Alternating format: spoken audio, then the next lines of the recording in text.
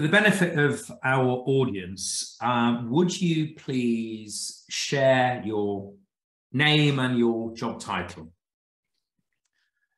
Charles Duncan. I am the Chief Academic Officer at IASeminars. Chief Academic Officer. Thanks, Charles. So how long have you been the Chief Academic Officer? It's a complicated story, but I started at IASeminars as a Director of Online Learning. Okay. And then there was a bit of reorganization after a few years, and I became Chief Academic Officer, which I don't think actually describes what I do. I think Director of Online Learning does that much better. Right, so that's a very good point. So again, for the benefit of everybody, that the millions that are going to be watching this, what does the Chief Academic Officer actually do? What do you do on a day-to-day basis? What I do is I look after a part of IASeminars that perhaps a lot of people aren't aware of outside IASeminars, and that is that we create online learning for very large organizations. Okay. So typically, people attending an IASeminars course think of it as a small group course, but we provide online learning for organizations where we're talking about hundreds or thousands of learners. Wow. And what age would they be, Charles? There's the same audience. This is all still for professional accountants or people working in financial management generally. Right, okay. So, as you say, there might be a lot of people out there that are not actually aware of, first of all, that online capability is there, but also, I suppose, the amount of work that goes into setting up an online training facility. I mean, is it a lot of work? Oh, yes. I mean, we have a small and dedicated team at IASeminars, and they've all been doing this for many years. So it's a very efficient organization. But we work with particular organizations that have a target audience. They know exactly where they are in terms of their current learning on the subject, and they know where they want to go to.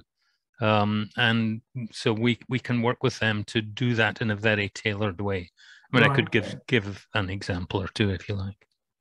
Yes, let's have an example. Yeah. Okay, so one organization that we've been working with for the last 3 years now is the African Professionalization Initiative. Okay. This is a Pan-African organization which is creating online learning for the public sector, for public financial managers in the public sector in as many African countries as want to join the initiative.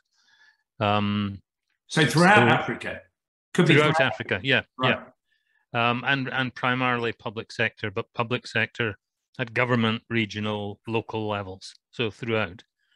And one of the things this organization did right at the beginning was recognize that there are two completely different communities that they need to train. One of those is the people who are currently working in the public sector, who may or may not have an accountancy qualification. They may simply have been in the job for years and years, and they know how to do it. Okay, yeah. And for them, we have developed what's known as the Accelerated Learning Program.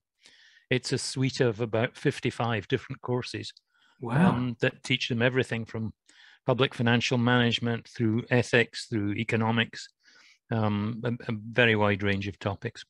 Wow. And then for another group, they want to bring in people who are professionally qualified. But of course, most of those people will have done their accountancy training with a focus on the private sector. So we have another program, which is the specialization program, which is to take people who have private sector experience and give them the specialist knowledge they need to move into the public sector. Okay. And again, we're talking about a suite of another 40 or so courses in that program. That's astounding.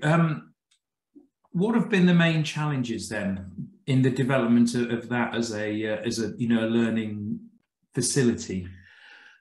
I think one of the biggest challenges is that the organization that we are producing this for is not going to be an organization that offers certification. That will be the professional accounting organizations in each of the countries. Yeah. So we have had to create courses and assessments which could be used for assessing whether people have passed exams. We've had to do that independently of those organizations in a way that is generic for the whole of Africa. Yeah. So there may also need to be some sort of in-country courses that deal with, for example, a specific tax regime in one country, or the specific legal regime in that country. Yeah. But probably the main thing that we've had to bear in mind is that this is for people who are studying on their own. Okay. They do not have an instructor on these courses. They are taking the course in their own time at their own pace, which is a positive.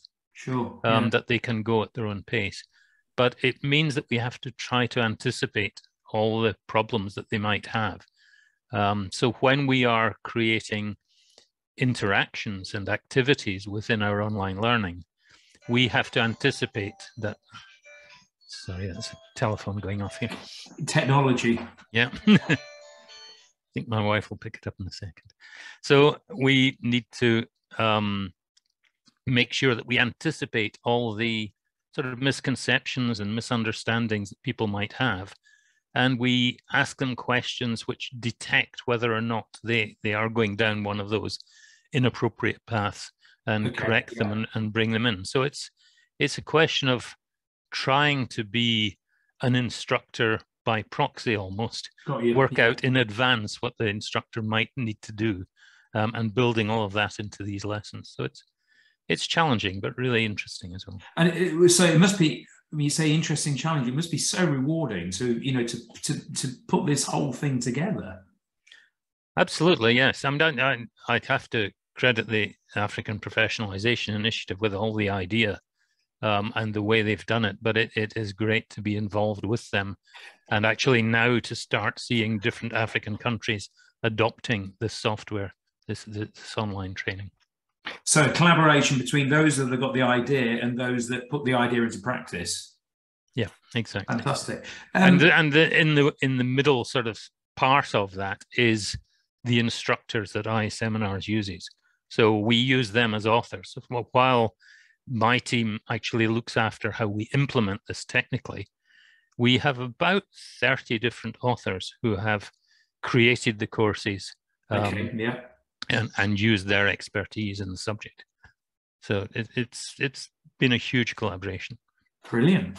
So what about the future then, Charles? I mean, obviously you're really in the center of the technological aspects of what IASeminars provide. How do you see that panning out going forward? Well, I think there's a lot of this kind of opportunity in other organizations across the world. There are obviously other regional organizations like this African one, but we also look to very large multinational companies who have financial management issues, and many of them have numbers of trainees that they need to induct into their organization, who number their thousands. And I mean, if you imagine maybe some of the big accountancy firms who need to do a lot of training every year, we could actually provide this kind of training for them as well. Okay, right. And just a couple of final questions. I mean, it seems to me that you are, maybe at home. I know the phone rang, you said, but you're at home. And you feel you don't need actually to be in a central head office anywhere, because you're based on the technological side of things, but you still feel incredibly a part of. You must be part of the core IASeminars production team. Absolutely. I mean, we within IASeminars we all talk to each other pretty much on a daily or a weekly basis. That we're not out of touch in any way. It's almost the equivalent of being in an office and going into somebody else's office and chatting to them. We can just bring up a chat like this anytime. But I can do the same across Africa as well. Absolutely. So I meet my African colleagues on a very regular basis. Yeah, that's great. So here's the thing for you, Charles, one more thing.